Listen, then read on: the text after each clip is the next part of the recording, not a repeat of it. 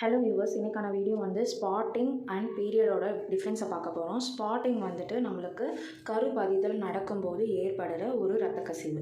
அது வந்து நம்மளுக்கு ஒரு 2-3 ட்ராப்ஸ் அப்படி தான் வரும்.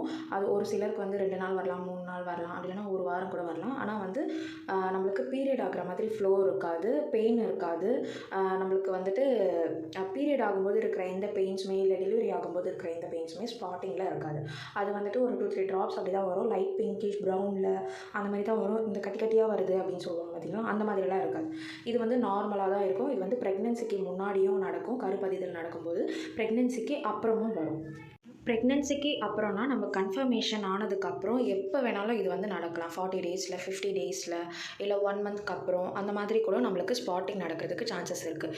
இது வந்துட்டு ஒரு நார்மலான விஷயம்தான். ஆனால் இதுவே வந்து இரத்த கசிவு அதிகமாக இருக்கும்போது தான் நம்ம டாக்டரை போய் பார்க்கணும். பெயின் இருக்கும்போது நம்ம டாக்டரை போய் பார்க்கணும்.